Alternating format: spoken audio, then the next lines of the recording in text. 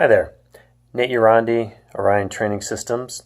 It's been a while since I've done a video post, but figured I'd get one out the door before my wife and I went to Costa Rica for a couple weeks. For those who follow me, know we're building a house down there. It's going fantastic. The walls are up. Still looks like a shell, but this is our trip to pick finishes and materials and things like that. So part business, part pleasure, all exciting. So last weekend was the Boulder Ironman, and it was a blisteringly hot day. We seem to be in one of those years where it goes from cool spring weather straight to blistering heat of the summer with nothing in between to kind of graduate you into that. And Ironman was probably a week to 10 days into a sudden heat wave here in Boulder. Temperatures north of 90, and in some days, 96, 98. And I think that particular day it peaked at 96 or 97. So not fun, especially when you're out there in what could be a very beautiful, but instead is a very exposed Ironman course for that many hours. So I was out for my own ride. I left at 6 a.m., went up into the mountains, and came back down and had about 90 minutes left once I hit the valley to get back home. And I overlapped the Ironman course, and it's a two-loop, 56-mile ride. So it's the Boulder half Ironman doubled. And so I overlapped the course for about 60 to 70 minutes of that final 90 minutes of my ride. And quite frankly, I was a bit jacked from the heat, and I needed some company and motivation so that I could get home. So I could have gone home any number of ways. I chose to overlap the course once I realized what was going on. And I was passing a lot of age groupers. And I don't mean that as a knock against the age groupers. But everyone I passed, I was giving them encouragement, whether it was a thumbs up or a, you're doing great, because it was brutal, and they were only on the first lap of the bike course. So, man, what a long day for them. But about 15 minutes into this, all of a sudden the men's pro leader just comes flying by me. And so at this point, 80, 90 miles into the ride, this guy his ride just comes flying by me.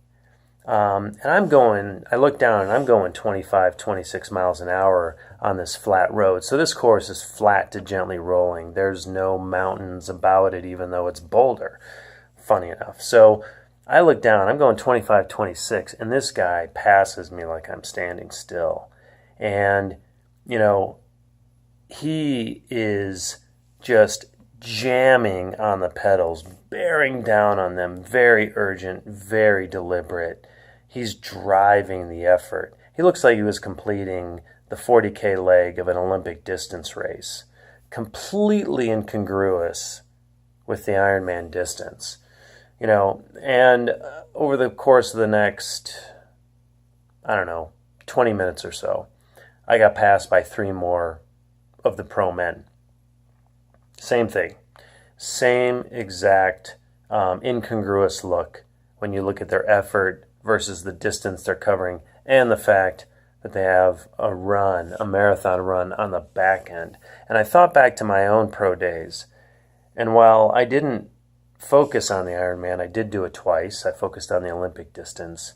And the best Ironman athletes didn't look like this on the bike. They looked like they were settling in, that they were mindful of the looming marathon. And these are guys who went, as you know, Mark Allen, Dave Scott, Greg Welch, the Germans, all those guys were no slouches in their own right. And their times could hang with a lot of the winning times today. But these guys in the Boulder Ironman looked like they were going to hit the transition area, hit T2, tag a runner to take off for them, and then drop dead on the canvas. So seeing this up close as opposed to on TV, something is definitely not right in triathlon. it is so obvious. When I say not right, I'll get to that. What it made me think about is nobody gives a shit anymore. Like in the world of sport, nobody gives a shit anymore. Pro sport is a land grab.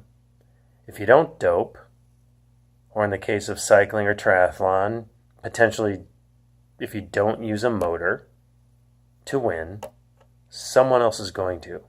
So if everybody else is doing it, why shouldn't you?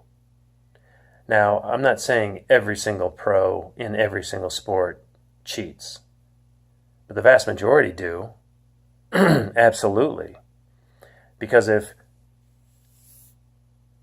the studies are telling us that somewhere between 50 and 70% is a realistic ratio for cheating elites, there are very few left over that are going to actually win a race clean when the vast majority of those they're racing against are cheating.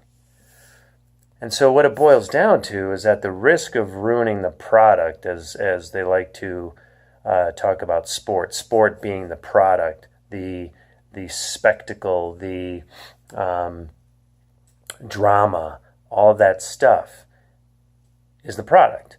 The risk of ruining that product actually deters actual material progress in the fight against doping, against cheating, most certainly in the pro ranks, and to a growing degree in the age group ranks as well. And that's the elephant in the room. The elephant in the room, everyone can see it, but no one's going to acknowledge it. And the irony of all this is that the product everyone is so keen to protect is already wrecked. So I'll leave you with that. As always, leave your comments below, and happy training.